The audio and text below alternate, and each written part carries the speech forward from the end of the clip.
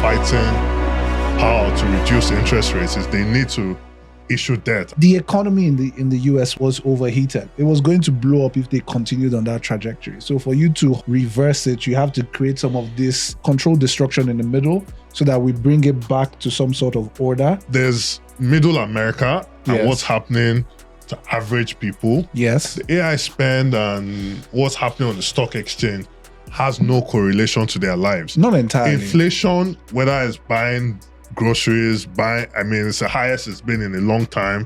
So for the average American, you're not seeing a lot of wage growth. The point is, it's not entirely the job of the US government to find a job for every single person. It's not the US government's job to move you from farming to tech. It's not. Is there a place where we have completely fed AI? I think Gemini knows a lot about me. I'm prompting. As I'm prompting, I'm not supposed to put critical information or organizational information into the system. You want to say, assuming I won't call my company name. I should take that, just say company XYZ. So you have to say, assuming. It's too late for me. No, so what I was saying, sorry. What I was saying is, Subject, calm down. I'm worried. No. Wait.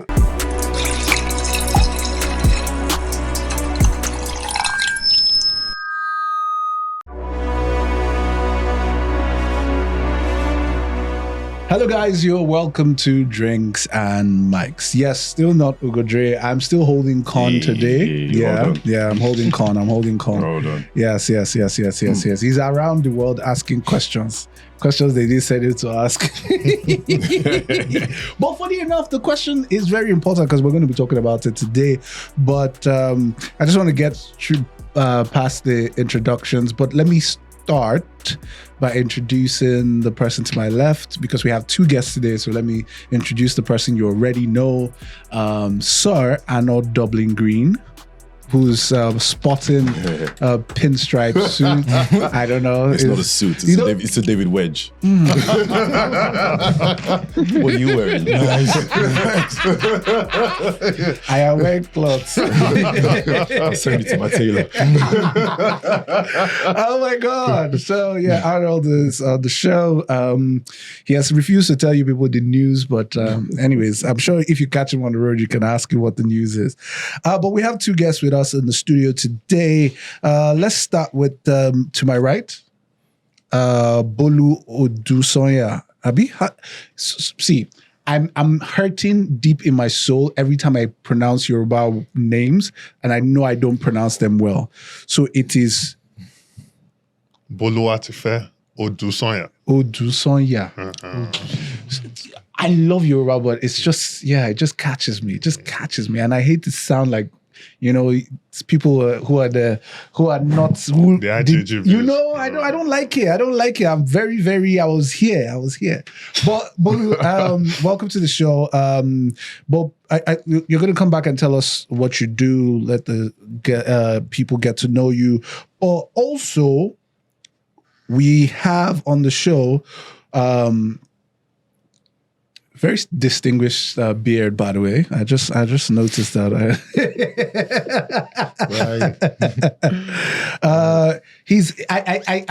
I'm noticing that he's called Bo more than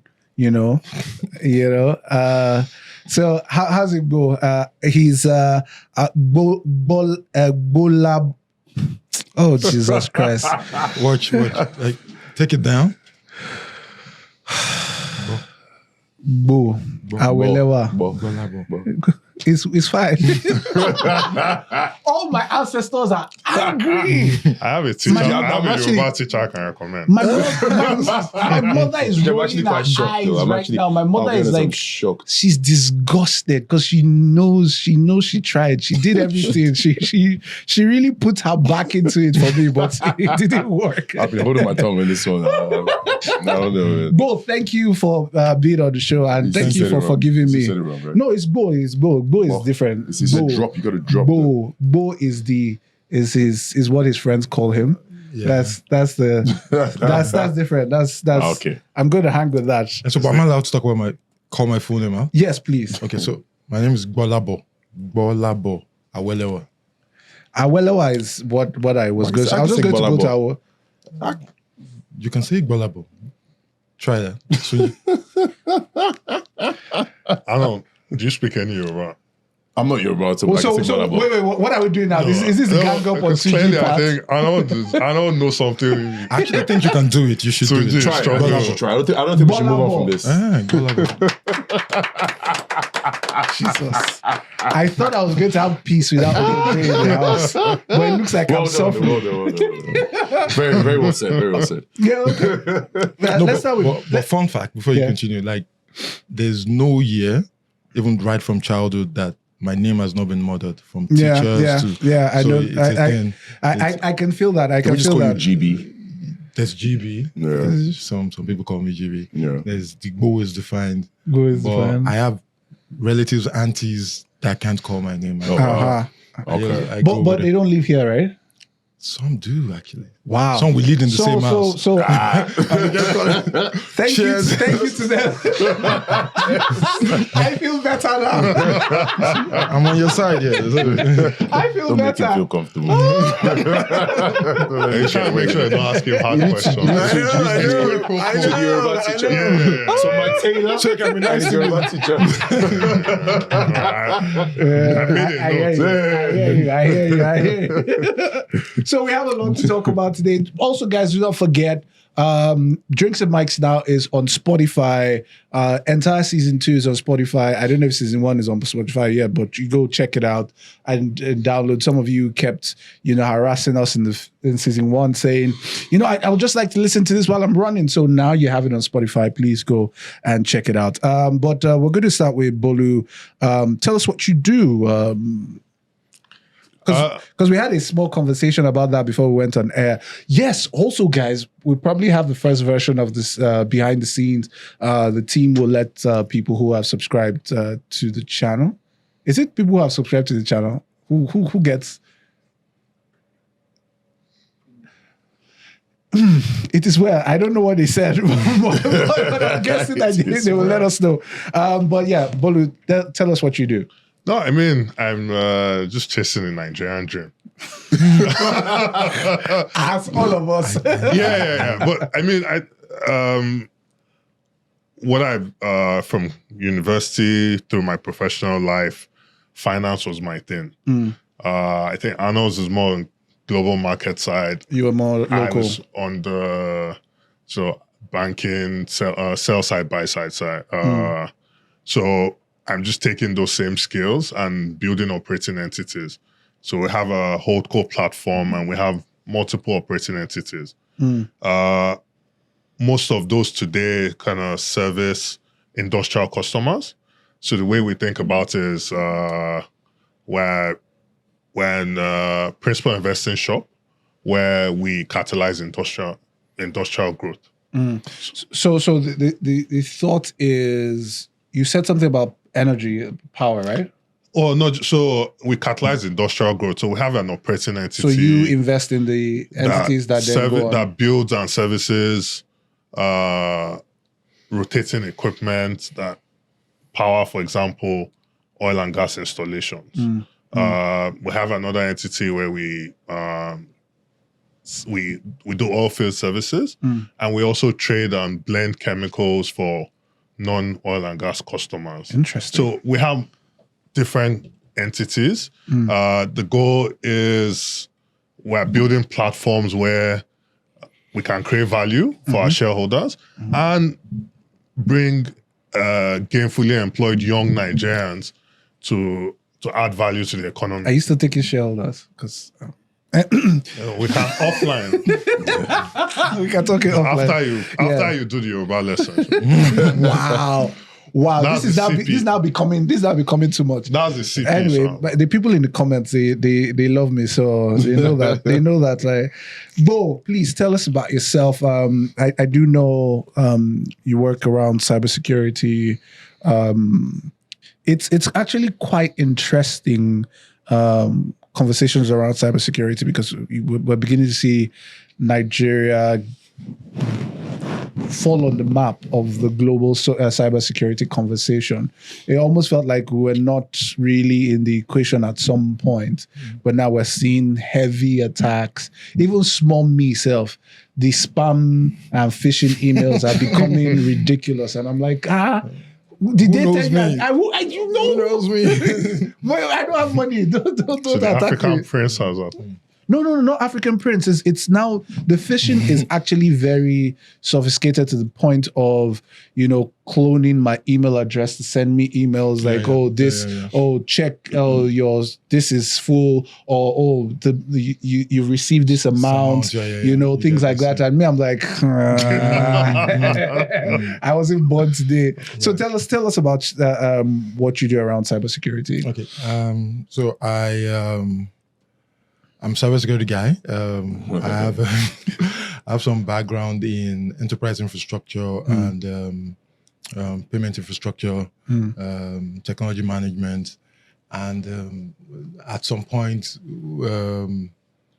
I was pioneer staff of some unicorns, like they call them today, and we were at that point where we felt that we're building infrastructure, and we were getting a lot of attention, or we're getting a lot of charge from the EMV, MasterCard, Visa then on privacy, security in Nigeria, and there were no cybersecurity companies then.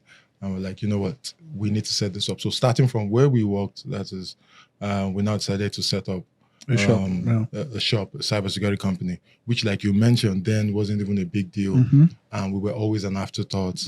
But now it's getting so much attention, front line, and center, and it's quite exciting. I was at a program earlier today, media broadcasting program, and they wanted a panel session on cybersecurity. Yeah, and of course we're excited to let them know that even the recording studios need cybersecurity services. So today I'm Chief Business Officer at eSentry. eSentry is a managed security services provider. Typically, our customers are supposed to be just tier one financial institutions, payment companies, but now everybody needs cybersecurity. In fact, this studio, if you're storing recordings in cloud, you need to put some sort of controls in place. So now everybody leveraging technology is a customer, the individual, the organization, and there are a lot of requirements. There's a lot we need to do. From a professional perspective, a lot of people are looking into getting into cybersecurity, and just a lot of gaps to be filled. I think it's end to end. Especially there's a conversation. I don't know if we were going to touch on it, but there is conversations around the nation's core payment infrastructure moving from NIP to a different payment infrastructure, and some of the considerations were around security of the previous one. It wasn't the previous one. NIP seemed to have not been built for the number of transactions we're doing, and I think people have seen loopholes. So CBN has said, let's migrate to a new payment infrastructure, which is quite interesting, and it really makes me excited to see it. I just wonder if they want to sell the NIP, but story for another day. So just so you're clear, NIP is, I'm sure you've heard of NIPS. You know NIPS now. So it's critical national infrastructure. So regulated and managed. That's why CBN is involved, and every payment service provider plugs into them. And they have to be the most scalable infrastructure. Exactly. They have to be the example. So part of the mandate for every organization, for example, is to comply to some specific standards. Yes. Like business continuity management, which is build your infrastructure to be scalable, to be able to provide services to your customers. So your customers need to be comfortable that you can scale. Yes. Look at the AWS downtime that happened. I was going to talk about that. I was going to talk about that. So maybe I don't talk about it. No. So what happened there was that AWS yesterday proved. You know what? Let's just get into it, because AWS. I don't know if you noticed. Amazon. No, I think not we all Amazon noticed. itself, but they have the cloud service. So what they proved yesterday that they were the biggest single point of failure in the world. Yes. Like a lot of, like on my status, people couldn't function. in fact, service providers. So, for example, some security service provider leverage the AWS to provide the security service to customers. So AWS going down or not being available means that security provider, sub-provider, can provide to the end user. Yeah. And the same infrastructure line on it too won't be available to the end user. So it ripples, it's a And ripple so the effect. ripple was mad and people couldn't function, people couldn't work. Yeah. Every service provider leveraging AWS, couldn't. But yeah, recovery time was not so bad. They came back in a few hours, but it was global. And in those few hours, some businesses will be able to talk about the losses incurred by not being available or not being able to respond to the customers. So if I may, for the uninitiated, how did that affect me as an individual, knowing that AWS is down, and what businesses would use their service or the service of the service? If you know what I mean. Yeah, so typically what that means, what I suspect would happen now is for some enterprise environments, they would start thinking having, so today some businesses leverage, say, AWS in Canada as primary, AWS in South Africa as backup. As a backup. So now they would have to go to Google Cloud Platform. Okay. So you need like a So- backup. so- So AWS runs the services of most organizations. It's our cloud. Yeah. At least. But we have, I think there's a local cloud provider in Nigeria right now that has been trying to sell to a lot of people. But a lot of Can we call fintech- names? yeah, I think we can call sorry, names. We can call names. just to understand, sorry, because not all of us understand, especially me, right? This is when you say the cloud. This is for storage. This is storage. Yeah. Okay. I just wanted to understand. Just when you say the cloud and AWS is storage. So not just pretty much, storage. Not just it's not storage, real-time. It's your real-time processing capacity. So, for instance, if you were to, think about it this way, right? You have an app, and your app needs to do something before it does the second thing. Okay. Right? Maybe you want to make payment, so it needs to check this before it goes to pay that. Yeah. The environment that allows you to send the API calls, receive, process is Communication. exactly. Okay. It's usually stored somewhere. It could be stored remotely on a laptop. Yeah. But because you're using it in a system that is on the internet, most people store it in a remote cloud system. And it's AWS. Now it's called cloud, but it's actually not cloud. AWS is the largest provider. So AWS is the largest provider. Now, How many other providers are there? You said Google. Microsoft. Microsoft is one. Google. There's Huawei now. There's Huawei. Huawei's in Cloud. Nigeria, by the way. So what sort of market share does AWS have? Like 50%, Close 60%? 30, almost 40%. That's huge. Okay. It's the biggest. for Yeah, now. yeah. Okay. By a long mile. Yeah. Okay. By a long mile. And them shutting down was really significant for a lot of people in the world. Now, I've seen all kinds of conspiracy theories going on about, this is how they're going to, when they want to take over the world, this is how they're going to switch it off. Yeah. And this is going I have a question for the uninitiated. Yeah. I mean, Amazon are not lacking finances. Yeah. So if you think about everyone builds resiliency into their business. Yeah. So if a data center in X failed, how come the other backups didn't kick in? Okay, so now they've not necessarily come up with these. Truth is, a report should show up before Friday. They have to explain what really happened. So that's why I can't necessarily say what the real deal is, because everybody's waiting for what actually happened. But the only consolation, which is what we were discussing in different groups, is this just goes to show that even the richest guy, like no matter the value, like from a resource perspective, they have enough resources.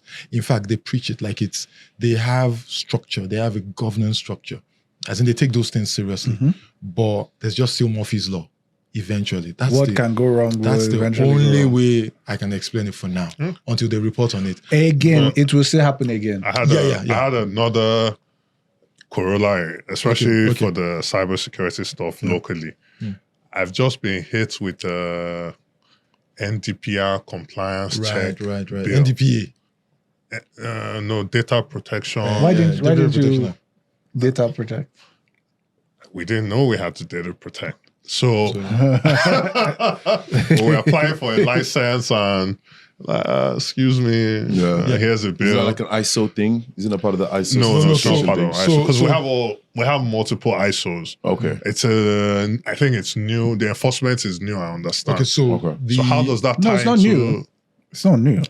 No, I mean, I know data protection has been around for for his a while. business Or is side. it- For his business side. So the NDPC, they became a commission, I think, last year, and then the Act NDPA now it's not called NDPA, it's an Act, is for anybody leveraging technology, also anybody interfacing with third parties, end users, and you are collecting their data.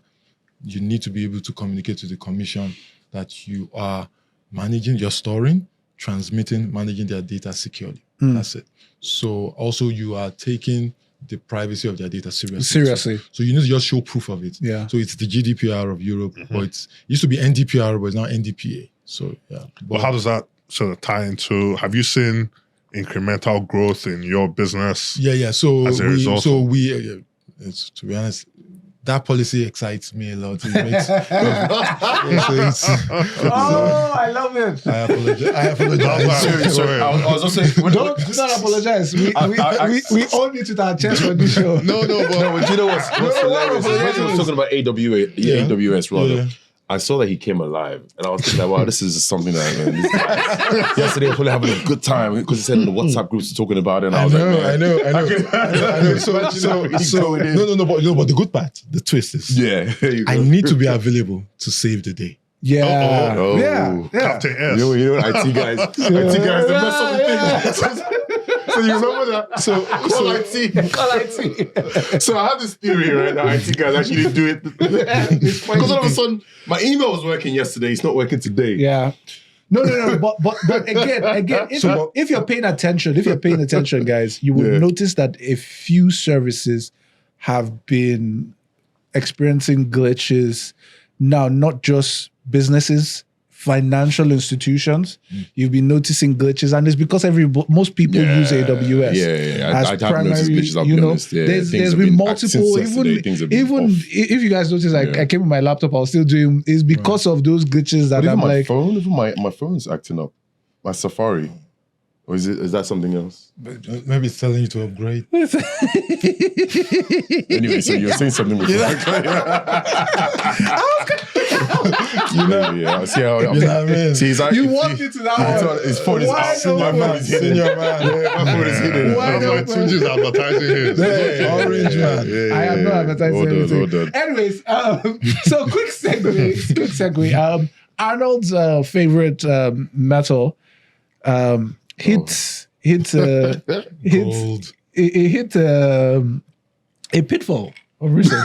Really? Jesus. And it's dragging down Bitcoin. I don't know why. Oh, really? Yeah, it is. It seems so.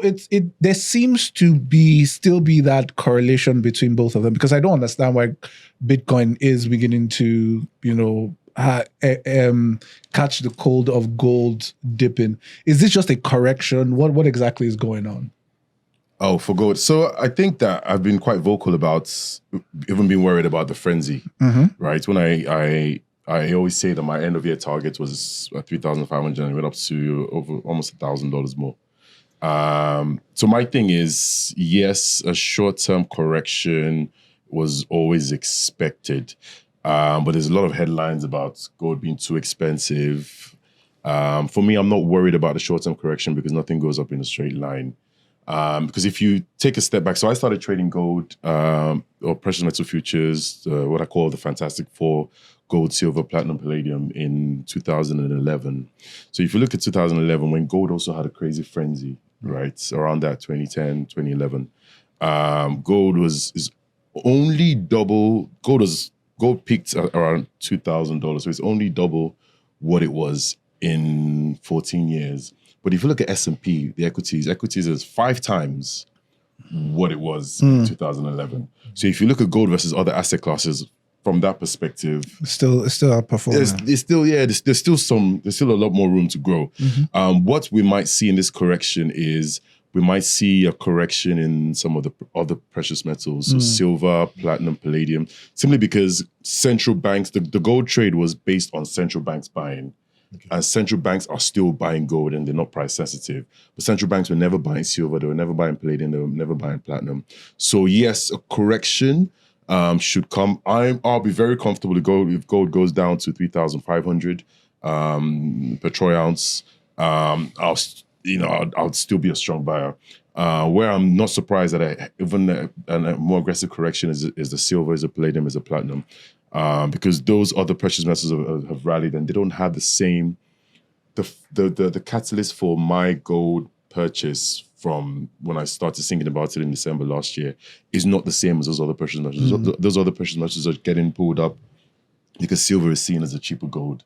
You can't buy if you don't have $4,000 per troy ounce, you have $30 for silver. Yeah. Silver is cheaper.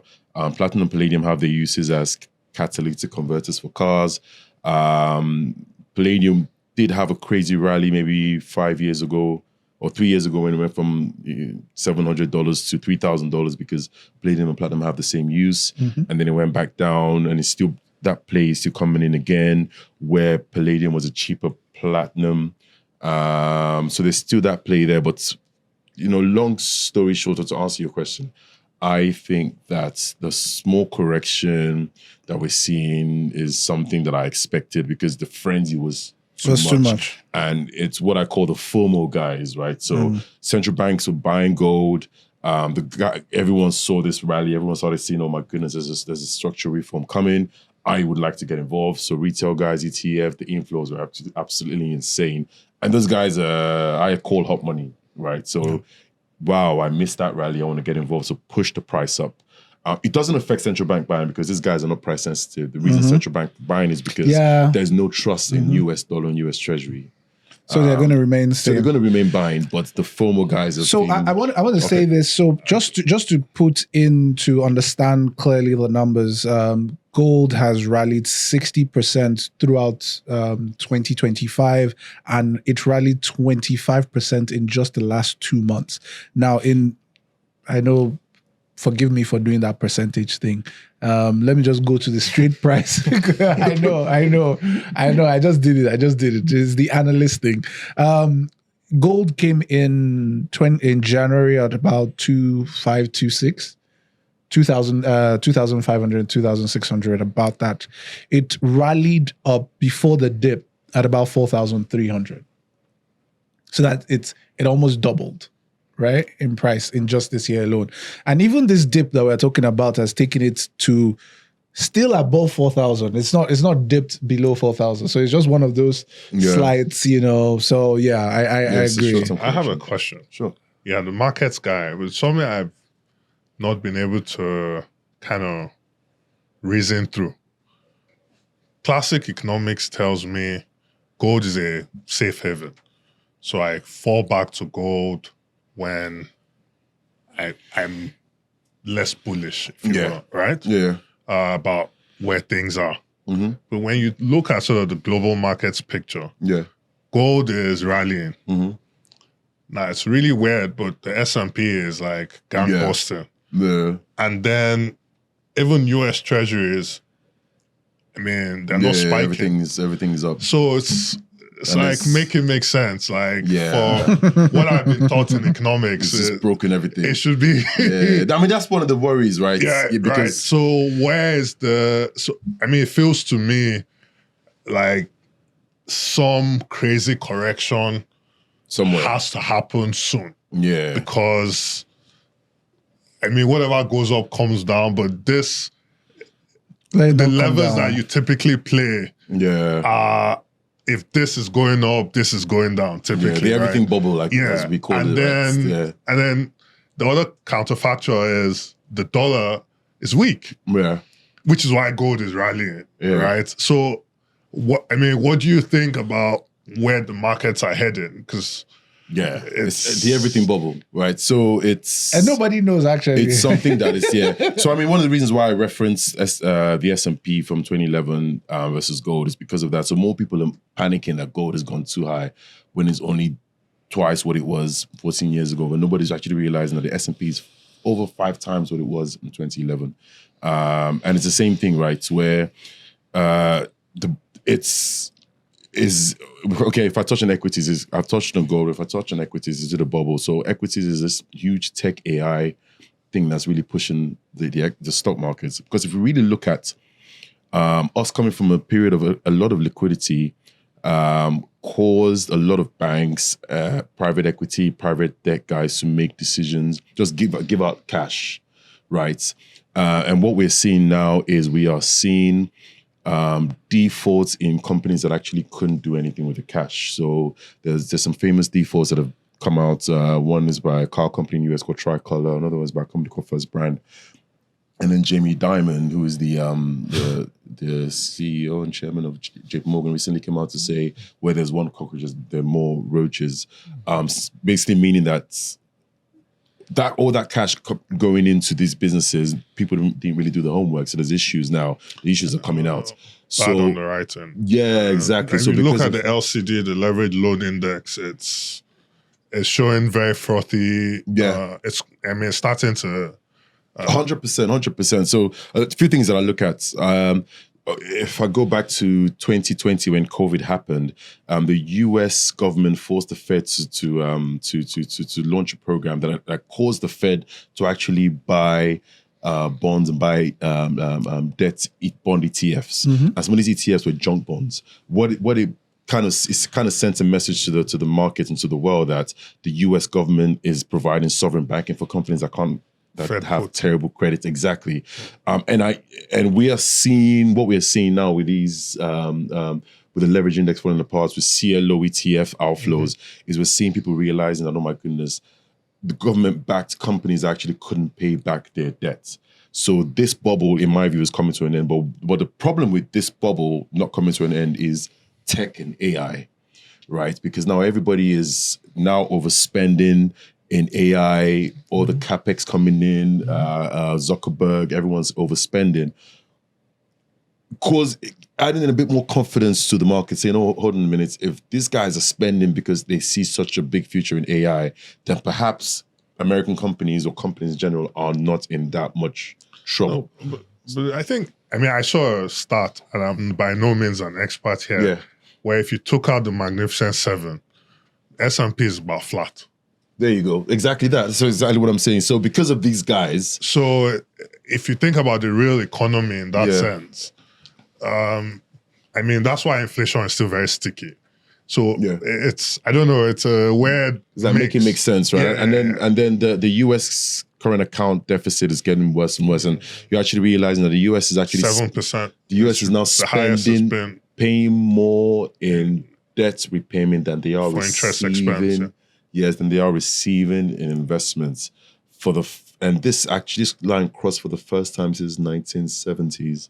So it actually shows you that America is actually in trouble. Are they in trouble, or is this by design? It's not by design.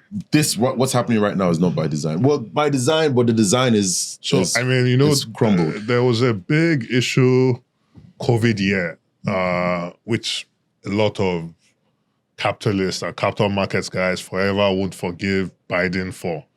Interest rates really went close to zero, right? And the US needs to refi a lot of debt. I think that's what Scott Bessent is having to deal with now. Biden had a chance to really push out a lot of maturities at very low interest rates, 1-2%, because the real rates were zero. But they decided, Yellen had views and decided they were going to just sort of kick the can forward. They've kicked it forward now. The reason why Trump is fighting power to reduce interest rates is they need to issue debt, and it's going to cost more. Let's issue it cheaper, So that inflection point really starts to, the monies you're supposed to use to do investments in the country, you have to push to interest repayments. And I hope in Nigeria we're observing some of these lessons. We're by no means close to some of that because our debt to GDP is still low. But I do hope we're observing some of that. When we had all of that sort of slightly expensive foreign Eurobond debt, it affected the balance of payments here. But I hope as we sort of, the DMO and the Minister of Finance, as they look at what they are doing in the sort of medium term, we take some of those lessons on board? I'm sure still very down with the only problem I have with the whole American system is that the Fed is still not in line with what is going on. They seem to be understanding it a little late, because I think a lot of it is by design. You want to. The economy in the US was overheated. It was going to blow up if they continued on that trajectory. So for you to reverse it, you have to create some of this controlled destruction, so to say, controlled destruction in the middle, so that we bring it back to some sort of order. Now, you may say that, people are looking outwards, but you don't want them to also look inwards yet, because a lot of people. So, for instance, now somebody ships something from, I don't know, ship something into the US.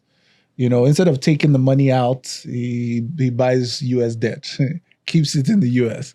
The money is just there inflating the economy. You keep refinancing, it's going to blow up eventually one day. But that's an issue down the road. But Nigeria, I'm fine with the fact that we can continue to do that. I just want us to be able to fix the economy as quickly as possible before.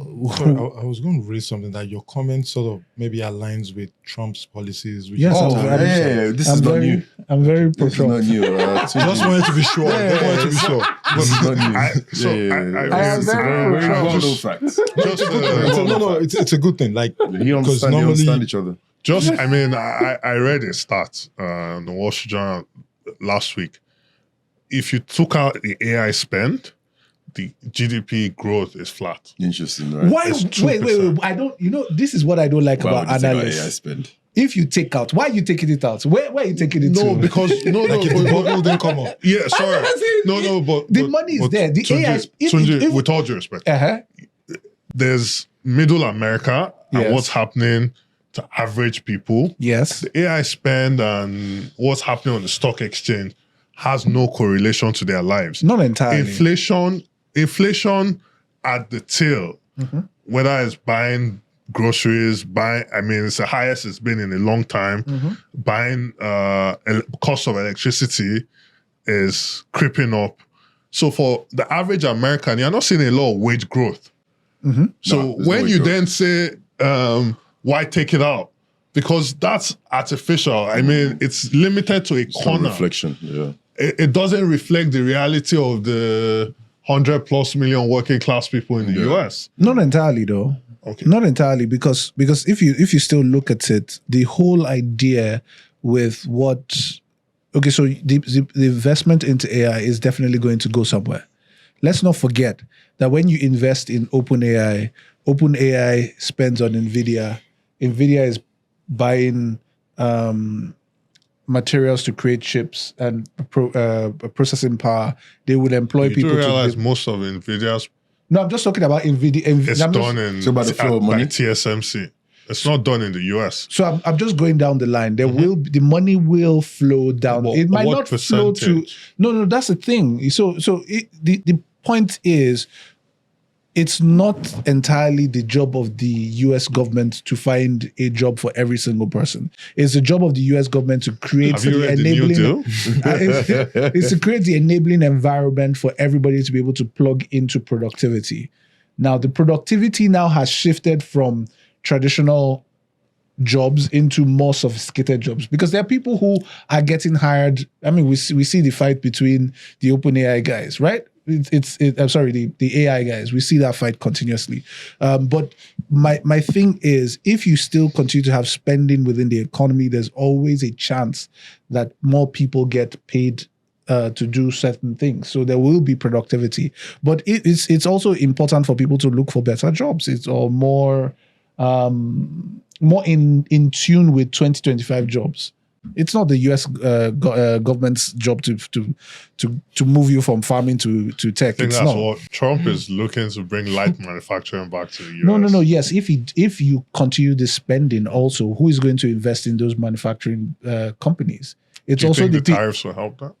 The tariffs. No, the tariffs are I've always said it, and I said it on this show, the tariffs were and has always been a negotiating tactic. It's always been. How many of them have really gone through apart from China? Let's be real. They've significantly increased across most markets. And it's not only the US, by the way. The EU has increased tariffs. The EU has increased tariffs on Africa, on value add. It's not just Trump. I know we don't like Trump, but I mean, let's be real. Whenever it goes into this, I just keep quiet. Trying to enhance his fun. I just keep No, quiet. the fan base don't like Trump. They don't like Trump. I know, and I'm just very strong on my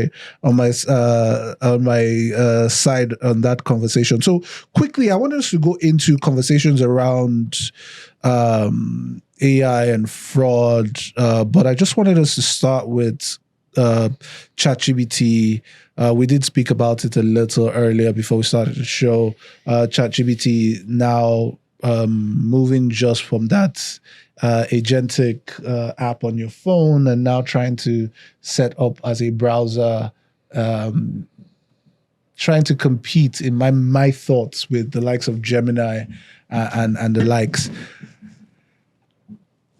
I have a different opinion. But you know, I wanted to ask Bo what his thoughts were, because I think this is not their space. This is a niche they shouldn't be fighting in. I think they should, move to the point where they are on everybody's phones, which they are on most people's phones, and they should look for how to better monetize that. Although there are people like Grok that are now coming into that space, because Grok is now, and I noticed that I downloaded a Grok app. I don't know if I did it intentionally or they did it for me, but I just noticed it 2 days ago and I deleted it. I was like, why did you delete it? I didn't know. I don't know when I. On ChatGPT. No, I don't. There's a chance maybe clicked on something on Twitter. Yeah, maybe because I don't know when I intentionally look for Grok. App formerly called Twitter. I don't know when I intentionally downloaded Grok, but I just found it on my phone and I was like, well, did it come with the phone? I said, what's going on here? So I deleted it. But I think that is ChatGPT's space. Okay. What do you think? So so there's a lot going on. And I think it's also in line with the amount of money that's been spent on AI, for example, where find ChatGPT.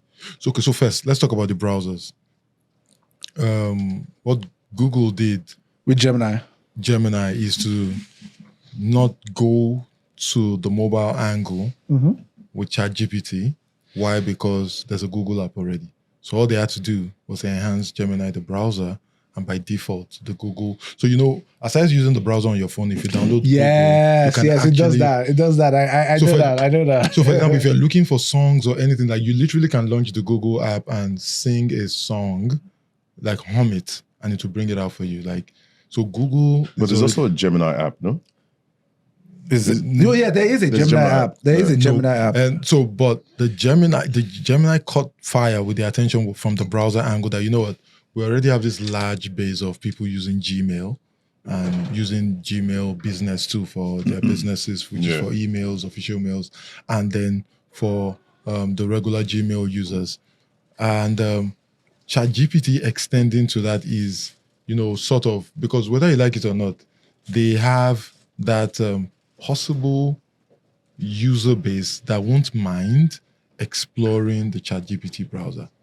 Because there's that, and I'm sure it's a generational divide, which is the younger people, okay, we use ChatGPT a lot for everything. Yeah. I probably just use them for my browser too. So, and it's to play in that space. And again, like I was saying before we went on, it's also to just extend the presence. So there was a time banks were doing something they call it omni-channel. So it literally means, I just transitioned from my web browser to the mobile app, or from my mobile app back to the web browser. So if I just a thought. Yeah.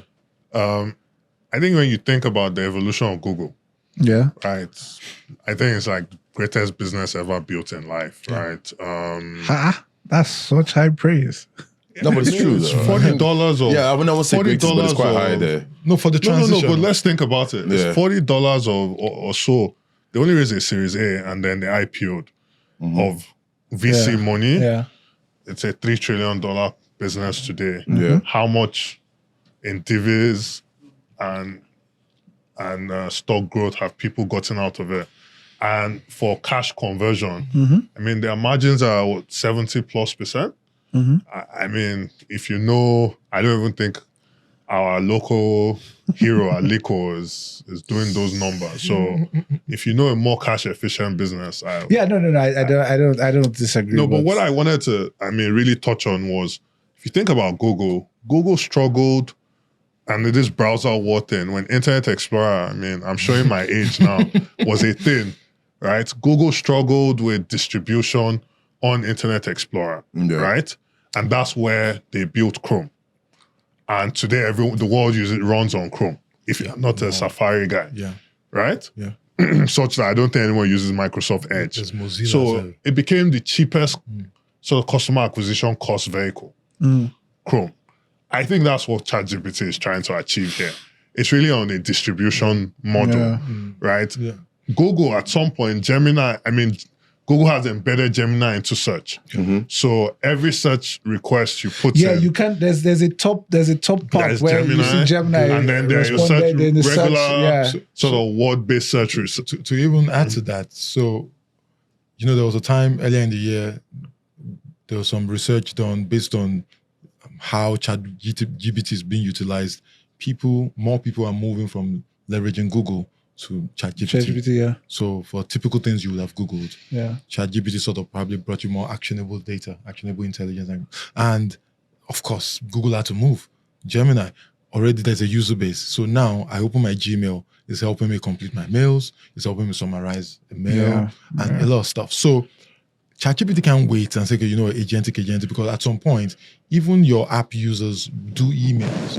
And the emails they'll use most likely are Gmails. So, it has to extend. So you're saying that ChatGPT is trying to take that market where they cover everything, not just an agent. So the thing is, it's opening specific channels, even if you won't, because if, for example, say they do end of quarter, how are we doing with the browser? Poor, but it's okay, let's just have it there. I'm sure that's the situation. I think the idea is that they can't just help but compete. Yeah, you have to. It's customer acquisition and distribution. It's called Atlas, by the way. And this article is talking about the fact that it is to challenge tech giants like Google, Apple, and Microsoft, whose browsers have long dominated the internet. Well, I think Do you think it picks up? Do you think we stop using Google as a search engine? Because I'm not sure. So Bing, just in case. Bing. Wow. Bing. Yahoo. Wasn't Yahoo a search engine at some point? Yeah, it was. No. Bing. Was it? It was a search engine. Yahoo was bigger than Google. Yeah, it was the search engine. So Bing tried to come with a bang. Earlier in the did year. not Bing. It didn't. Like, they had all the money. They had everything. But it's the user. Ask Jeeves. Yeah. Wow. Ask Jeeves. Now I'm showing my age. Are you exposing yourself? I just remember. I thought Ask Jeeves would be the Ask.com.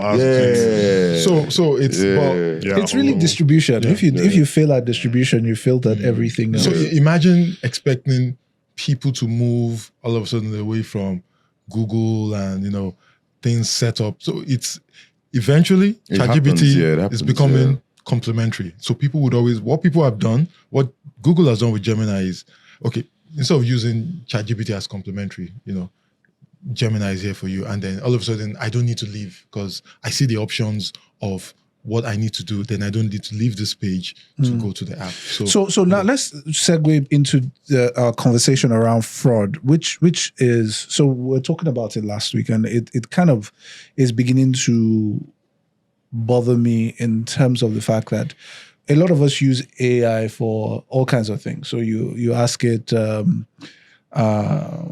maybe let's say you want to do a presentation on whiskey, for instance, and you say, give me, I'm trying to do a presentation on whiskey. I have this data. give me the best format to be able to work through it. Now you fed it in actionable data, right? Actionable data that is detailed to you, right? Or detailed to your business, really, which I think is the bigger part. My worry is that this thing is continuously learning, and every data point you feed it in goes into some sort of archive, right? My worry is there a place where we have completely fed AI? No, by ourselves, we intentionally gave AI the key to actually open us up to fraudulent attacks. Is this thing No, I'm worried. Maybe that's now. a genuine question. Yeah, it's a thing. No, it's a thing. My question was, sometimes I feel like we see AI as a sentient being. Yeah. But it's not. Well, that's what AGI is meant to be, right? Yeah. Well, sentient being. Artificial general intelligence. Where it's but it's not as smart we or haven't smarter created than. a sentient being. We just created a language model with these things, right? No. We've left the language model level now. And We're it's now not going deeper. reasoning. Yeah. Yeah, but is it alive? You know, that's what I'm trying to say. Right? alive is relative. So I think the goal is when it becomes AGI, Then it becomes alive. it should be Okay. close But we're to not that. very far from Yeah, it. But go, Become let me come self-aware. back to that part still worries me because I think Gemini knows a lot about me. I am worried. Yeah, but your phone knows a lot about you. Yeah. So the security part I understand because, like you said, your phone. Even the fact that I remember years ago I was with someone and they dropped their phone and they said, "Oh my goodness, my life is in my phone." You know, so a lot of us have our lives in our phone. So that already is a security breach or a security risk, rather. Okay. You know. So,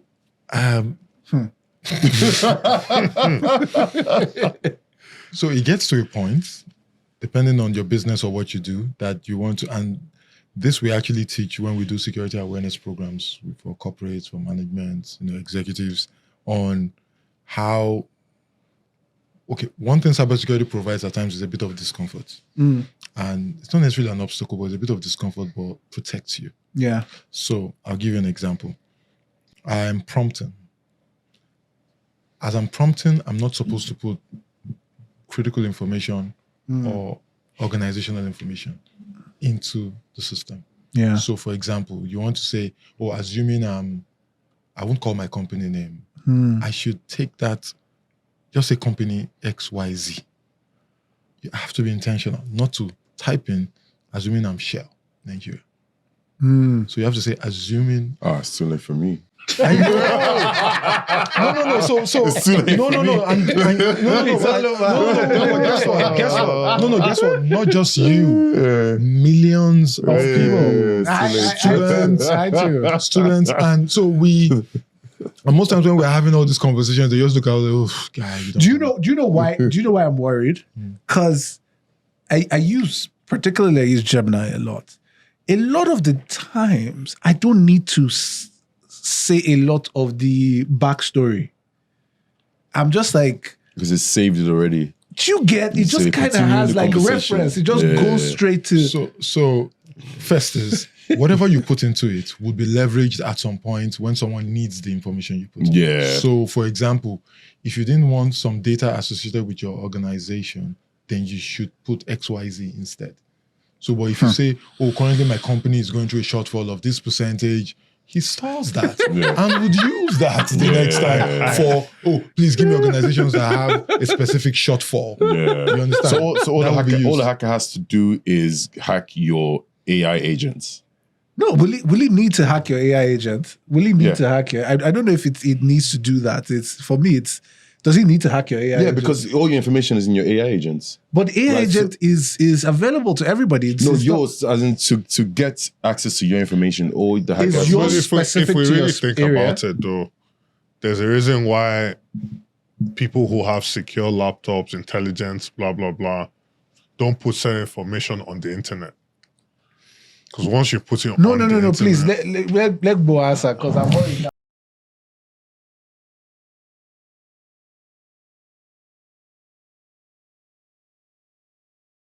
my use of Gemini now, I'm using it in my.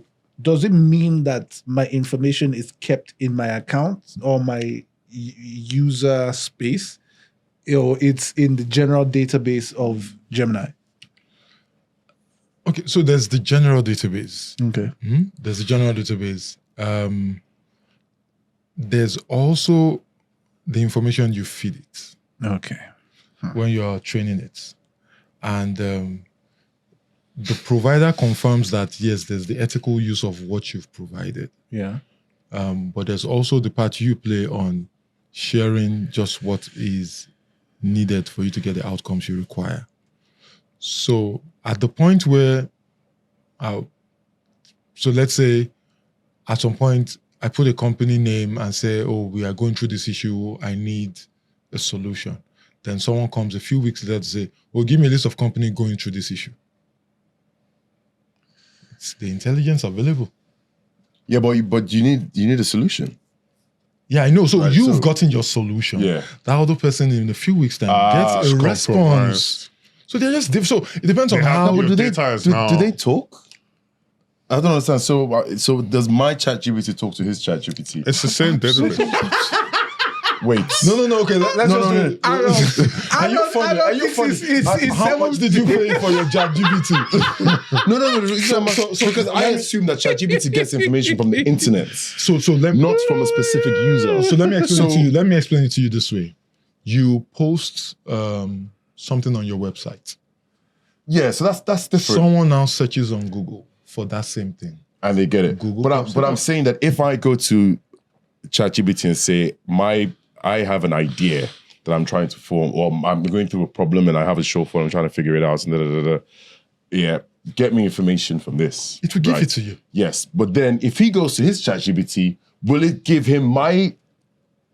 That's what I'm saying. Yeah, so if he goes to his ChatGPT, but it's public information. But hold it on. takes. If he goes to his ChatGPT and said, please tell me people that have this type of problem.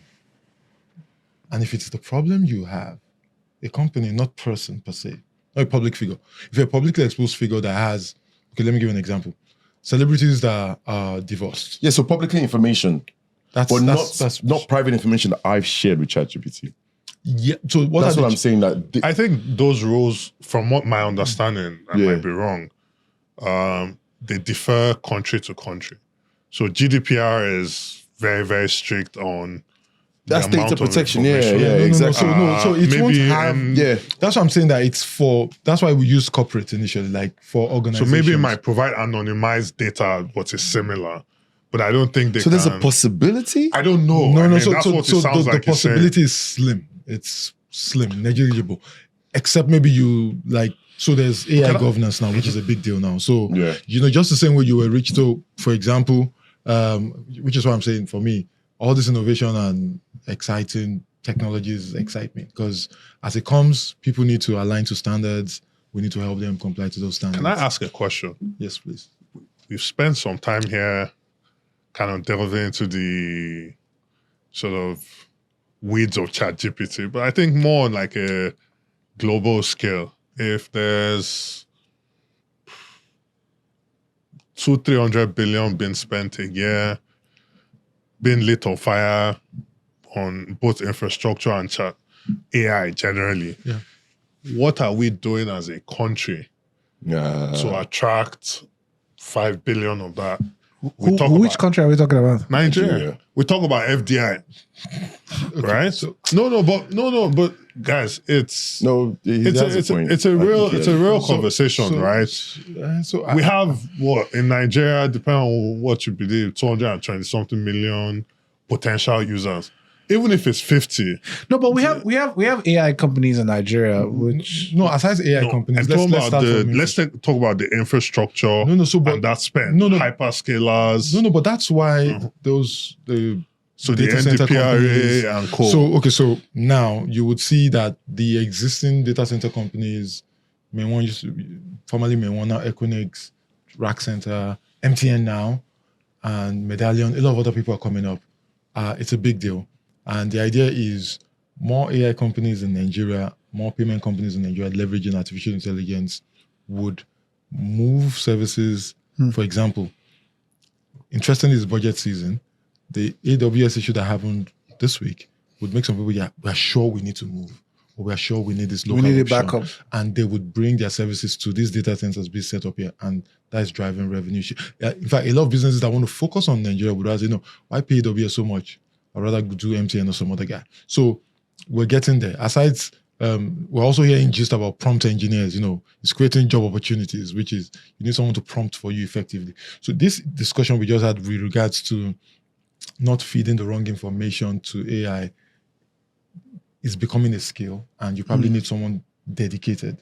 So for your organization, you will continue to be the money man, but when you need prompting of artificial intelligence, you need your prompt effectively so you don't put the wrong or don't put some critical information. I have one more question. So if someone goes to ChatGPT and says, show me tax evasion ideas, is it going to get to the point where the tax man just give me a list of people who No. That's a very random question. That's a very random question. Again, there's governance. In fact, the AI companies would show proof of how they manage data, which is across different regions. Yeah. Okay. And so it won't get to that point again, except publicly published information that people should have. Yeah, that's exactly mine. Okay. Just a last point before you move on.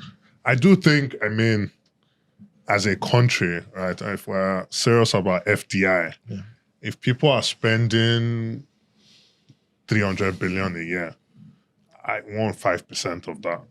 In the country. We have, because two things drive all of the language models, and it's data center build. Data center build is driven on cost of electricity. Yeah. We have abundance of gas. We don't know what to do with. No. We have abundance of land, and we have a lot of smart people. No. So why aren't all the hyperscalers, forget Rack Center, Equinix. I know, I get that. I'm talking about the actual guys with the budgets. Yeah. Those guys are building to attract their capital. Yeah. Why aren't we, as a government, providing I think an end-to-end solution? I don't know what the blueprint is, but I'm sure. So if you notice, our technology minister, which I admire, by the way, gets a lot of bashing a lot based on his major focus on AI. He's jumped on programs where he's pushing AI even for the public sector from a productivity perspective, effective utilization of artificial intelligence. And I'm sure next phase would be encouraging this move on setting up and making things work. So it's a journey. You even need to be sure. Now we are sure people are utilizing it effectively, and we have skilled people locally. Next steps will be to equip them. There's a country that has assigned an AI agent as the Minister of Procurement. Yeah, because apparently it's one of those jobs they feel right? That you don't. Okay, well, there has to be some human intervention anyway. But if it's system driven, we set up the system. From a procurement perspective, the human involvement can still show a bit of bias. But if you train a particular system to just let it pass through, then. But if you train the system, won't your biases go into the system? So now there has to be some control on who is training. It's the journey. It's the so me. I'm getting into the space where I'm getting to see more why people engage cybersecurity. You start to worry. There was one night, that was like maybe 3 years ago or something. We were trying to test out a wallet system on our platform, and we had just deployed it that afternoon. We kind of high fives, and we all went home. And then I'm awake at night, I'm working, and then I realized somebody had moved money from somewhere into and opened one of our wallets, moved money into the wallet. And how they knew we had opened a new wallet system that day, that night, moved money into it. I was now moving money out little by little into. So they moved money into the wallet, and trying to move money out. Little by little. And this is when you were testing this wallet. I'm telling you. So I called the wallet provider. I'm like, Do you know what's going on? He said, I so feel like you have an idea. It's the wallet provider. I want to right? respond. It's the wallet provider. It's the wallet provider. Yeah. So, Shasha, the point is we shut the wallet down that night. And change wallet providers. Hopefully. We're now only going to go back to it now, maybe 3 years after, because that scarred me. So fantastic, amazing use case. So, and we get this, I would say, almost every other month at eCentry, like existing customers or people that become customers. People like Tunji become customers because what they did is they were building, architecting, designing the solution without thinking of security. So controls were not in place. So, for example, before you go live, you should have done a security, we call it a vulnerability assessment and pen test, to ensure that you're not vulnerable and they can penetrate your system and carry out these activities. There's also the part you should have done a third-party risk assessment on the wallet provider to be sure that the wallet provider takes cybersecurity seriously and does assessments, do QA tests, they have API security in place, a couple of things. They have to be able to show. You also need to have controls in place. So what we do is we get a couple of customers, they go live, have this issue shut down, call us, we help them. So for example, when we do assessments, we do business logic assessment where we actually can tell that, hey, you've given privileges to someone that can extend limits. You ask a question, how did they know you were going to launch your wallet? The insider, someone somewhere, maybe a young bragged, oh, we're launching soon. Or someone somewhere benefited from that move in that firm. Told someone that this would launch, of course, when you're sleeping. Also, what organizations... They don't know I'm not sleeping. So let me now tell you. So we run a security operations center. So we recommend for payment businesses that run online real-time businesses to subscribe to security operations services to monitor their critical systems. And basically it means even when you go to sleep, we're an extension of your business, and if we see any anomaly, we raise it. We raise a ticket, we send a mail, we make a phone call to the CTO of the organization. CTO doesn't pick, we call the founder, co-founder, MD, whoever. Something's happening in your system, someone needs to shut it down, someone needs to respond. So it limits the damage. There are some proactive moves that come. So that happened without you knowing, also because, there are no secret. You didn't have visibility into security activities in your environment, or someone logged in at a particular time. Like you can set specific thresholds that production system, nobody should log on at a particular time. If you log on, flag it, raise a ticket, let us know who logged on. Identity and access management, ensure everybody logging in has a name tag. Tunji, Arnold, and just a lot of things that need to be done. And what are the people that would provide this? The security officer, the CISO, they call them Chief Information Security Officer, or subscribe to a VCISO service, with a reputable security organization, yours truly. Nice plug. Why would a wallet provider provide a service without security? Because they are two things. They are not possibly being tracked effectively by the regulator to track them down that, hey, have you complied to this standard? Do you have this control in place? Then for some of them, they don't take cybersecurity that seriously. And there's a cost angle to it. Because the truth is... It's not free. I see... I was going to ask the price because... No. My head is already calculating that it's shaking in my wall buy. Okay, so You want to give us a price list? No, Tunji... Well, you have to just give us a price Tunji, list. Friends and families price. He's already... Discount.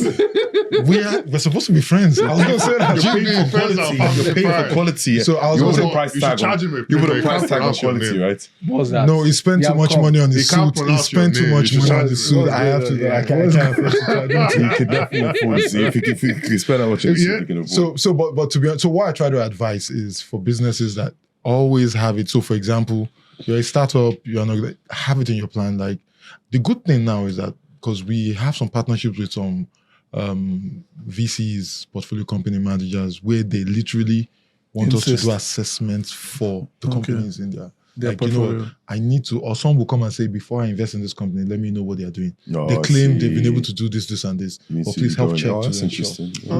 You know why? Because you don't just want to pour your money into. Of course. Like this guy said he could do this, but please help me check to confirm it's really doing it. Quality of earnings. It's like an audit on the IT On the side. IT side. Yeah, okay.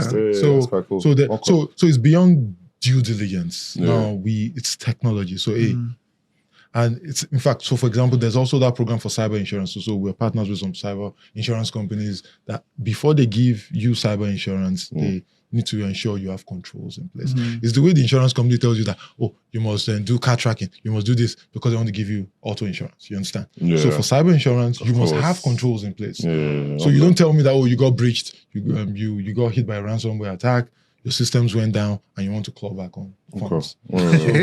So for our own channels, communication channels, and my organization, from time to time, we always share like screenshots of email addresses. HR did not send this, so do not click it. No. So sure. Because the easiest way to get people to click on specific emails or links or launch an Excel sheet with macros that might take over the network is put something like a raise, some benefit for staff, things that just excite people. I never, salary structure has been reviewed. Yeah, so but if you check those email addresses, I mean, I've seen some. It's obvious very No, but you have to click on the email to open it because it always covers there's always a tag that makes it look like it is from your organization. So why I tell people is just, and be fair, just how many people do you think are like you in the world? Use a percentage. The way you think. I'm just a guy. No, that's what I'm saying. How many people do you think are just a guy? Maybe 2%, 3%, 5%. More. Give myself that kind of credit. No. Let me explain what I mean by that. Let me explain what I mean by that. Okay, you know what? Let's use Nigeria. I would say I would be in the middle percentile. Yeah. If you think of a normal curve. Most people. Exactly. You're really putting yourself. You guys are putting yourself. No. You guys are speaking like finance guys. I'm talking about someone that would check the email or the browser. That's what I mean. Like, forget money. A lot of rich folks don't even check because they're too rich to check.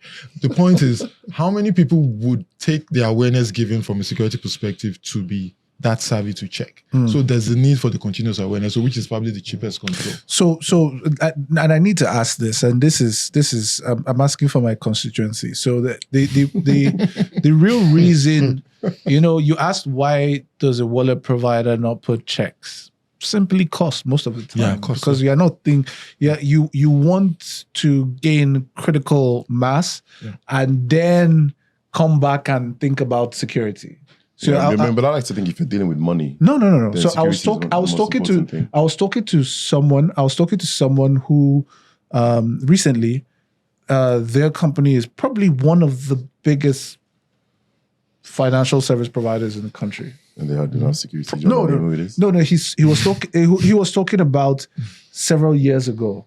Okay. Several years ago, they had become entrenched, and then the industry came up with new security standards, and they had to start thinking about it as an afterthought. Like, oh, okay, do we have to do this? Now it's become useful, and then they came back to raise. I don't know if they raised, but it's the case where, at the time, you would think that with so much money they had, they should have so much security infrastructure set, but they didn't have it. So now think about somebody who is still 5 guys in a garage that are trying to set up a fintech app, and they are thinking about. So do you think that's the first thing on their minds? Obviously, it's not. Now, but when somebody even comes to decide, because somebody too has come to meet me before and said, Tunji, we would like to do security testing on your app. I looked at the guy. I was like, you want to use bread to pack my soup. But very local guy. Local guy, man. I like that expression. I don't know. You want to use bread to pack my soup. I'll say you're buff. Yeah, if you break it. But here's the thing, right? I know how. He knows how you're about to. No, I agree.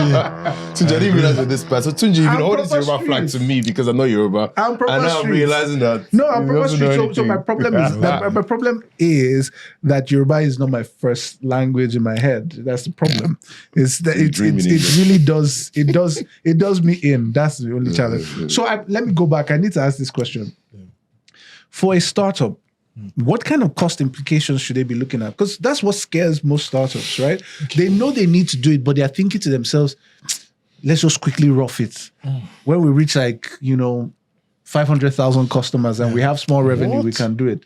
Okay. No, I'm speaking as a startup founder. This is not a thing. I believe him. So to be honest, you rough it, it becomes rough. Yes. This guy has no idiots. He's ready. Ding the bang. Backup plan. MC, you know what I mean? So, I just want to be your agent. I know. So what was it? If you rough it, So you know it the becomes trust- rough. you rough it, it becomes so. Quotables. You didn't start a quotables board. 100%. So no, but for real, the deal is because you're starting up, your budget is startup too. Like it's not that expensive from the start. You just need to pay attention to it. So a lot of our startup customers, the first interaction they have with me or some of my team members at times is we literally give them, it's almost, I won't say freebies, but just tell them that, okay, what do you use? Oh, AWS. Okay, have you enabled this module? Have you enabled multi-factor authentication? Do you have this in place? It's not enough. It's a good start. Okay, now next level. What's your scale? What's your roadmap? By the time you get to this point, you need to start having this sort of control in place. 1, 2, So 3. I'll give you a thing. So you're a startup. Obviously, you've built an application. So there's a code. Have you done source code reviews? Was QA done properly? Then, from a user interaction perspective, the vulnerability has been on pen test, a load test. Was it done on your app? The 500,000 users you want, will they be able to take it? Have you done a load test? You understand? So there are just some things you have to do that at the time when you are designing, even to the extent that when you're setting up the co-founder, someone has to be just security Conscious. paranoid. Paranoid, yeah. Conscious. To the extent that consciousness has to be there to say, Let me ask a simple question. Yeah. Pardon my ignorance. If you have certain websites and you're dealing like e-commerce and stuff, automatically you must have an SSL authentication. that's not and so SSL. SSL is. I'm just I agree. I'm going somewhere with that. Yeah. So that's like some level of security, right?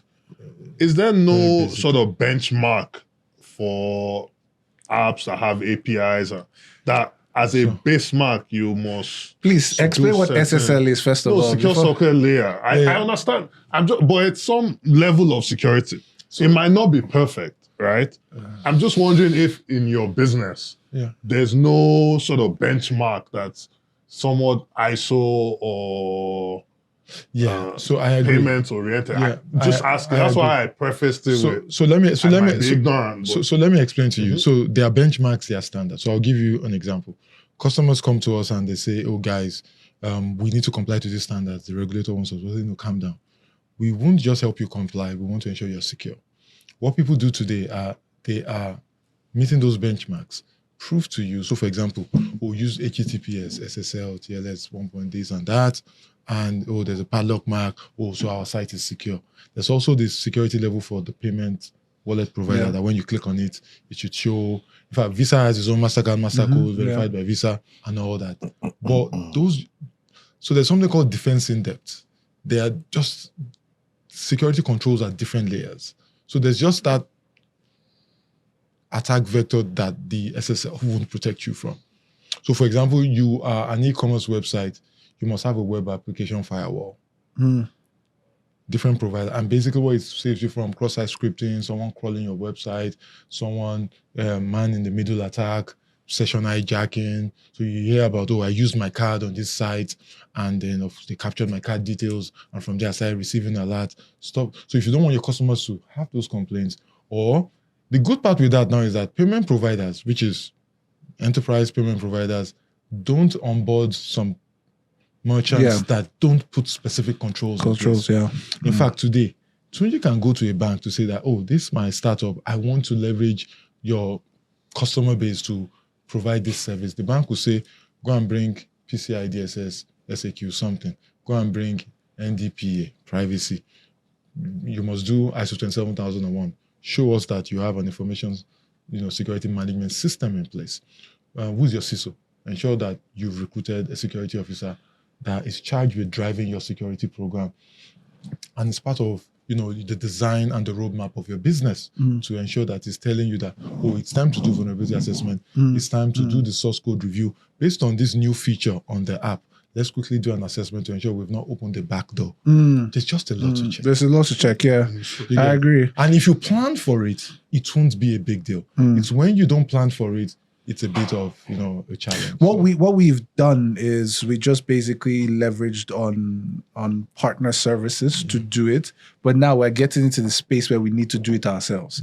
So you're now thinking, eventually, because you just you notice that, and most people would not notice it a lot of the time, but you're on a particular website, and then you get to the part of maybe payments, for instance, then it moves to another side, side, which is the more secure area, and that handles all the. But now, if you want to move that payment into your own environment, you have to create the same security that is in levels, that place. Exactly. So you never needed to worry about all those things because you were outsourcing it to the payment gateway. But now that you want to bring the payment gateway into your own environment, you need to start thinking about all those things. It can be a lot of hassles. But yeah. I'm sure that many startups like me will call. I'm just excited. I can tell, man. I have a new customer. I can tell. Yeah. So quickly before I wanted us to quickly talk about the CGT issue. Arnold, you were on a call. Sorry. Was I not supposed to say that? I saw it from the corner of my eye. Feel free to say it. So there's been a lot of pushback on CGT. Yeah. And there was a note that has been going around the fact that there's a bit of confusion on how it's going to be implemented. Do you now have clarity? No. CGT is capital gains tax, by the way. No, I'm not necessarily, but I think that perhaps my lack of clarity comes from my lack of acceptance and agreement with it. As time goes on, I mean, when I first heard about it, I was shocked and aghast, right? But then you kind of get used to it, to get your head around it, or just accept it. And then the more time you spend with Dele is so negative that you just end up being positive, just to calm him down. To just kind of balance just to calm him down, yeah.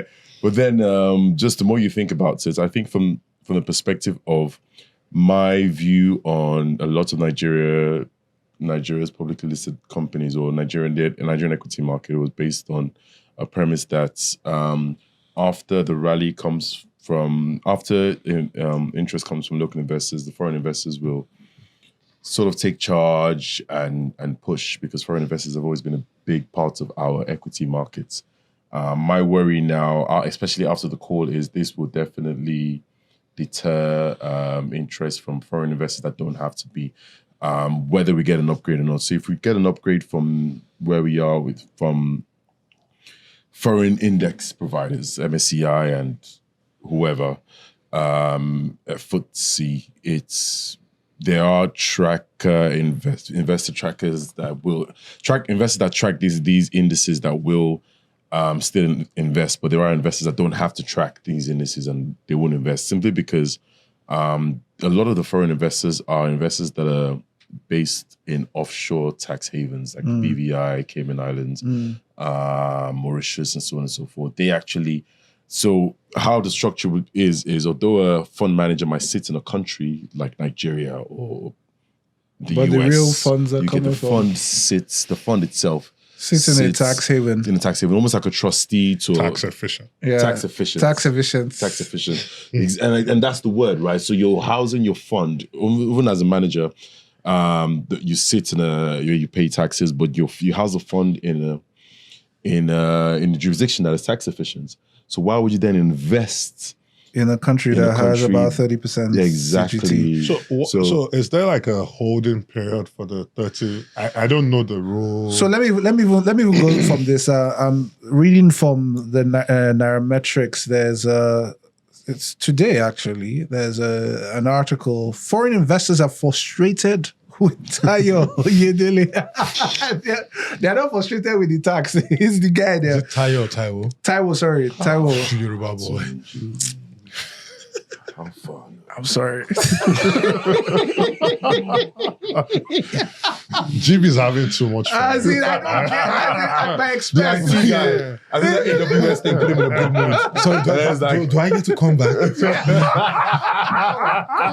By yourself. It's a selfie. All right, so it says so the investors from this article is talking about the fact that several investors describe Oyedele's tone as surprisingly ideological, suggesting the country's top tax reformer appeared more socialist than market-oriented. As if this killed me. Strong terms. When I say it killed me, it nearly killed me because it says something about, so one of the comments says, we put a socialist in charge of our tax reform policy. He basically said the bottom 97% cannot pay tax. So the government should focus on the 3% to fund the state. Another comment came. It says, under the old regime, capital gains on shares were taxed at a flat rate of 10% and no relief for capital losses and limited exceptions. He explained in an earlier call. Okay, this is Oyedele himself saying, okay, under the old regime, capital gains on shares were taxed at a 10% flat with no relief for capital losses and limited exemptions. The new regime introduces progressive taxation where gains are taxed based on the payer's income band, similar to practices in the US, UK, South Africa, Ghana. It does feel like this CGT seems to be the one thing that we're going to use to hold against this guy. Yeah, He seems to have done a great job, right? Yeah. But it just feels like the CGT is the one thing everybody's holding against him, right? Am I in the minority now?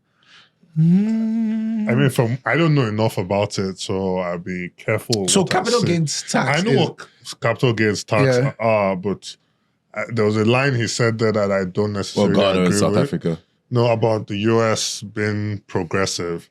Sorry, I missed that line. What was the line? That the taxes were based on your tax band. Oh no, so that one is just basically talking about just I think income tax, but you know, not this story is capital mixing. gains. It's Yeah, not okay, capital that gains, was yeah. Okay, that was a bit wonky to me because Okay. I was going to say, have It you heard better of the not carried be. interest? It better not be. No, but I mean, there's long-term capital gains and then there's short-term capital gains. That's how it's treated in the US. And But some people This is a some people based do on agree yeah, with based it. on your Holding holding period. period, Yeah, right? I don't think there's anything based on holding period here. I In think Nigeria, regardless- so it just feels I like think it's a regardless- flat. Yeah. Yeah, I think 30%, if you that's bought steep. if you bought a stock in 2024 and you sold on the 2nd of January 2026, you pay tax. That's But, steep. but there are people here who believe that this will just filter away speculative inflows while rewarding investors willing to stay the course. So why? So one thing I've never really understood about policymakers in general, they seem to not like speculators, not realizing that speculators provide There's liquidity, nothing provide wrong with transparency. speculating, Yeah. right? Yeah. It's always been a thing of policymakers when Venture affects capital is policyholders. speculation. Yeah. So are you trying to wipe that away? Because we all talk about flutter wave Yeah. and pay stack. And But someone speculated the seed capital. one thing that people sometimes fail to understand is when a country comes out of a crisis, when countries come out of crises, FDI tends to follow FPI, right? So if FPI is smooth and successful, FDI comes. So if this deters FDI, then FPI rather. I mean, because now you're going to start getting into some kind of, I'm not a fund manager or anything, but if I was going to put capital to work in Nigeria, I will start being very specific about the stocks because I'm going to be netting out every investment has to net out the taxes. You have to account for before tax. I underwrite my yield, before I underwrite my upside. So Doesn't this go in line with just removing speculators? And, Yeah, that's what he's saying. Yeah. That's what you're saying as well. No, right? no, but I don't. That's not. It's not speculation Yeah. because on a risk-adjusted basis, anywhere in the world, we have to always remember money is fungible. The same capital that can come to Nigeria can go to Ghana. NGX can go to the Can it go Egyptian to stock Ghana? market. JSE, The wherever. money is fungible, can go anywhere. Right? It makes us less competitive on that So level. it makes you less competitive Yeah, because bro. every time you're on the right, put in money, even if I'm tracking an index, every time you're on the right, put in money in this market, I have to remove that CGT opportunity before cost. I figure out Opportunity where, cost. How much you're making? if I'm even breaking even, plus transaction cost. Yeah. So you are actually doing the opposite of bringing in more capital. Yeah, so I don't understand the statement. So it's going to be interesting. I don't know enough about it, but on the face of it, it's a difficult one. So we'll continue to follow that story because I do think they should rethink it. It just feels like it's that But what's the one government's stance on it. Yeah, why is this so important to them? Because I have no idea. Because let me explain what I mean by fiscal that. money. But, That's why. But let me explain what I mean by They that. have a fiscal hole. What is the flow on the NGX the whole year? Oh yeah. So my assumption is So that it's not that big. That Yeah. it's not going to move the needle one way or for the another. government. Yeah. But what's going to happen is It's just going all to of take the away great money from us. reforms Yeah. that people have actually worked on. Investors are going to focus on this vis-a-vis, you've expanded the tax base, done all these nice things, and it ends up, the story, public relations people just focus on the wrong thing. So I'm wondering why this is a hill the they money want is to not die that on. big for you to risk everything on top of. I think I agree with that. I like to think that what probably happened is someone saw the rally in the Nigerian exchange, and they say, "Hey, see money." Okumu's up 5 times. It's shallow. Zenith is up from Yeah, it 20 is shallow. naira It is to- shallow, It's very actually. shallow. It's- Yeah, Volume, if you really look at volumes, value. it's really shallow. It So is, I it's don't know really why shallow. The market we barely want to die trades on $5 this to hill. $10 million a day. You know, Anyway, so we're running out. We're running out of time, but I just wanted to. I just wanted to quickly ask around. I don't know. I saw a video, and forgive me, you might not know a lot about this, but I'm going somewhere. I saw a video yesterday where somebody that is involved in the securing of our pipeline infrastructure was heavily celebrated at a event over the week. You know, it was, to much applause and things like that. And we've seen that we've had less pipeline vandalization over the last maybe 1-2 years or so. How's that space going? Because it looks like everybody is cool with this guy and is cool with, that means He we're who shall doing not well. be named. He who shall- Do you know the video? Sorry, but it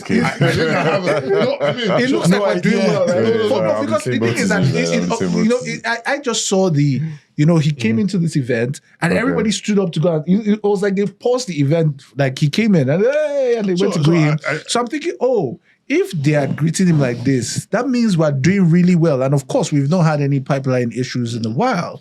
So he must be doing us well, right? The way I'll put it is, the reason why... If you don't know who we are talking about, sorry. It's too... You don't know who we're talking about? No. I think Tantita is the name of the business. No, why? You're now confusing him the more. And he's from the Niger Delta, Is too. it You should know. government? Is it government related? Okay. That's actually his name. Why spoil my pawn, bruv? Tunji was funny. I'm still lost, man. You messed with my pawn. I'm still lost. Don't worry, they are creating a photo host. I know. No, yes, Nigeria is doing quite well now in terms of oil production. There's been, there are few companies that are, I think there's a business called Tantita, there's another one called Pipeline Infrastructure, being charged with securing the pipelines.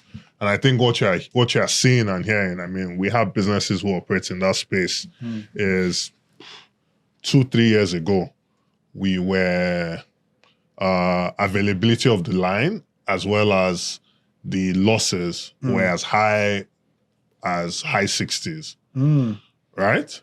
And those were the times when the Naira was under a lot of attack because there was just now not it's a lot of better. FX. Now availability on the line, losses, availability on the line is high 90s, like A-star region, 93, 94, 95% of fiscalized crude gets to the terminal. I think... Can I ask on versus other oil producers, is that good, bad, versus other countries this is that a have... Nigerian So construct. that's I want to compare it to actual... So it's a Nigerian construct, right?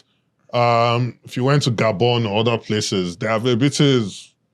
I mean, no one really thinks... Gabon, Angola has extreme oil thefts, right? Or It's issues. not as... It's That's not, what I'm saying, but I mean, in a lot of countries, no one, when you're investing in, especially onshore production, is really thinking about pipeline vandalism to the extent that it became a kind of cottage industry in these parts, right? Oh, I see. I have no idea. I'm just nodding. Yeah, no. So it's a construct that is somewhat So it's an localized African problem. in a way. Yeah, I mean, and then what it does is the average cost per barrel is high for onshore production, which is where you've seen the IOCs and super majors kind of take a step back and only go deep water. Right? But I think what we all sometimes forget as people is that oil is like every other business. It's when it gets to the terminal that it actually gets sold. Exactly. Right? And if it doesn't get to the terminal, we don't make any money.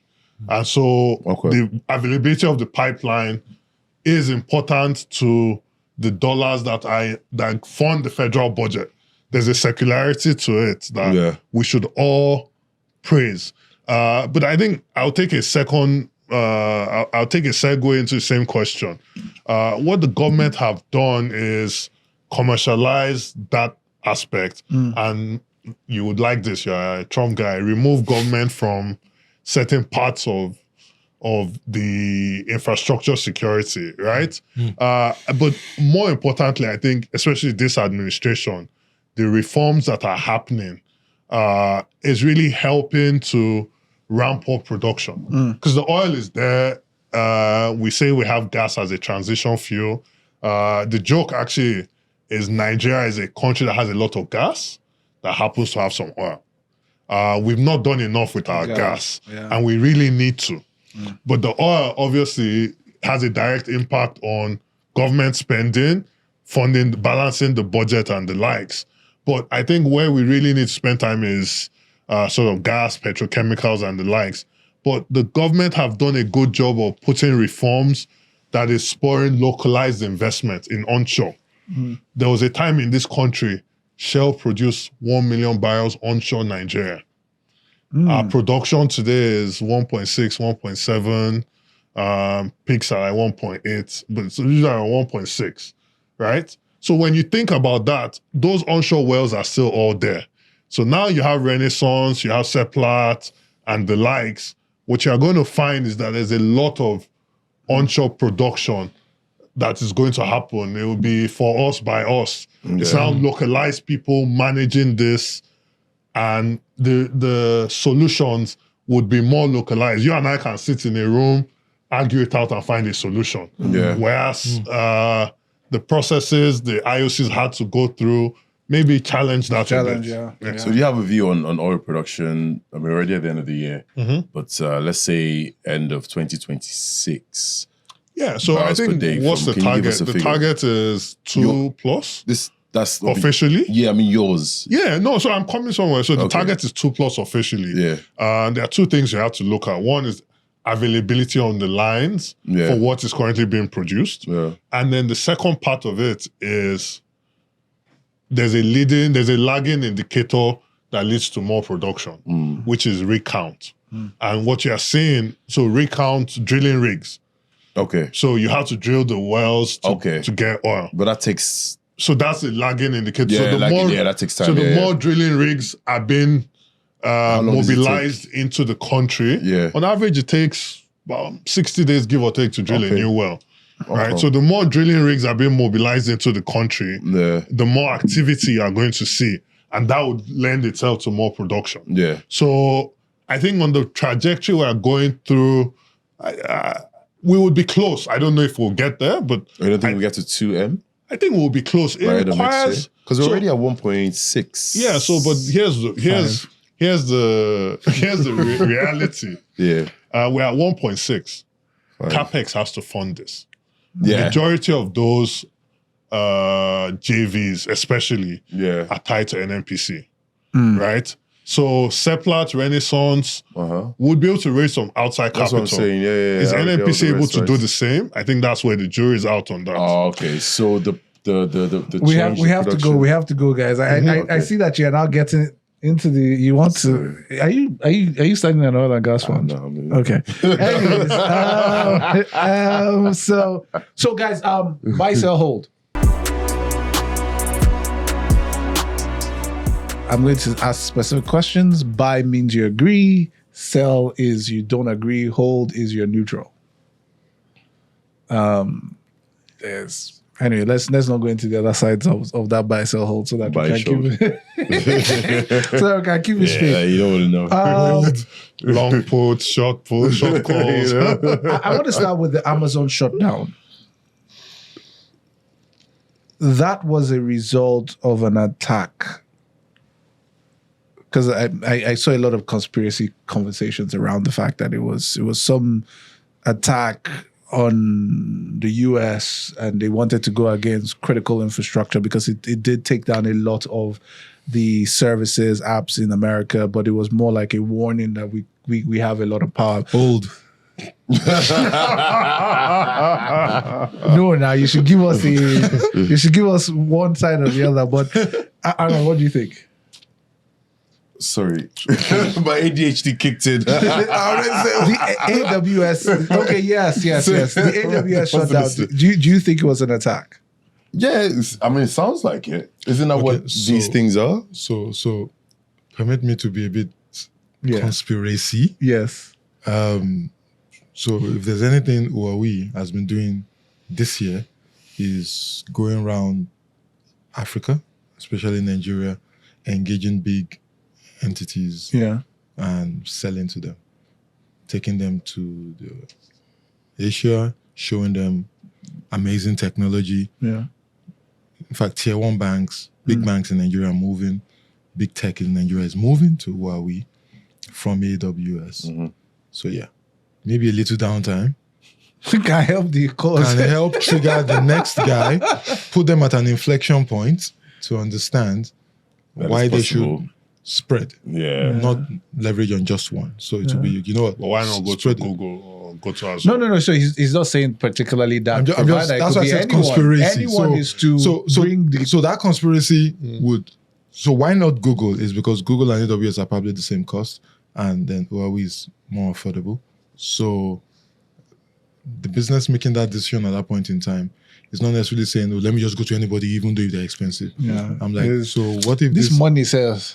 You get the cost. No. So have you seen what BYD is doing with cars? Like people are moving. Like maybe I don't need that Range Rover anyway. Okay. You understand? So I didn't like the Range Rover anyways. There you go. There you go. So maybe Huawei. Maybe and it won't be total move away to be okay. You know what?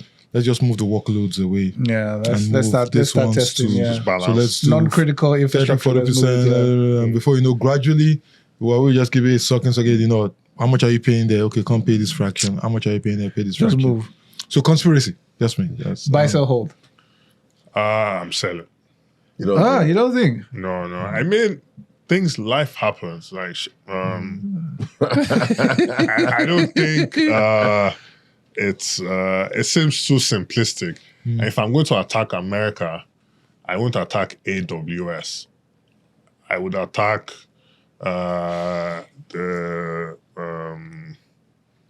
any of the, like, a US municipal or government agency directly. I don't know what's happened. I'm not tech bro savvy, so I don't SSL, bro.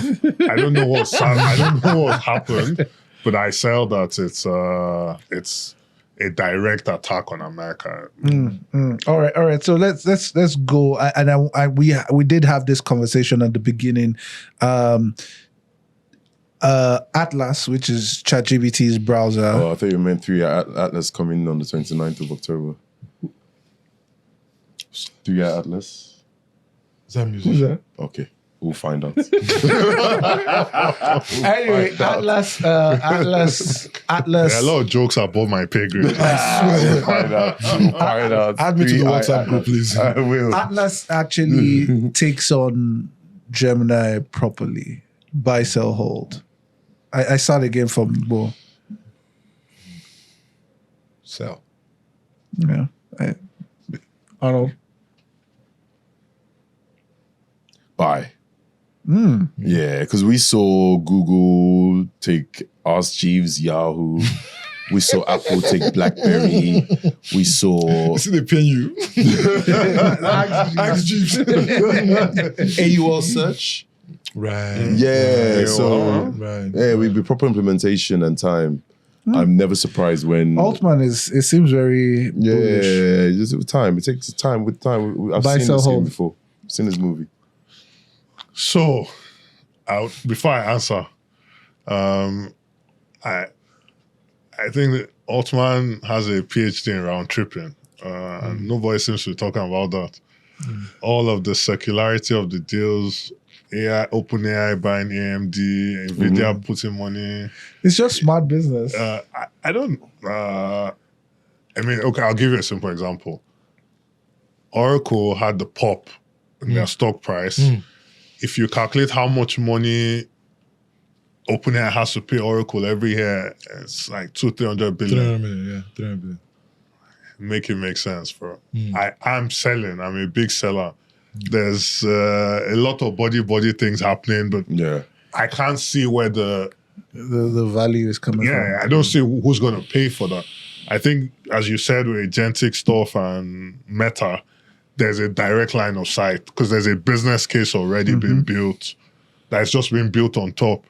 OpenAI is sort of, my sense is they're sticking a lot of things on the wall, hoping something sort of catches fire. But what I mean, they're making some money. The run rate is what, 13 billion a year. The gap is too wide. I'm a big sell. Big short, actually. At least Ellis was the richest man in the world for a couple of minutes. So, He reached to he's enough. He has tried. I'm also a sell on it. I'm a sell because Google understands distribution. It is the distribution play. OpenAI is working on the technology. They might have great technology, but you must distribute it. Forget how great it is. People must use it. Even with DeepSeek, with the hype, a lot of people now use it, but it is that first wave of all the people that used it has now died down a bit because you just don't build technology. You need to get it into the hands of people. you and sound keep like a them. video I saw on Instagram. I believe everything you just said. Distribution is key.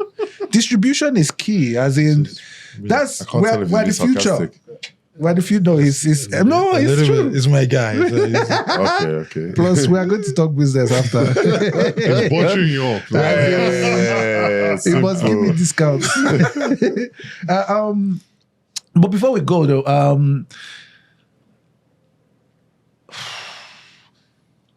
CGT derails the good tax conversation, because I think the tax conversation is good. I really think it is.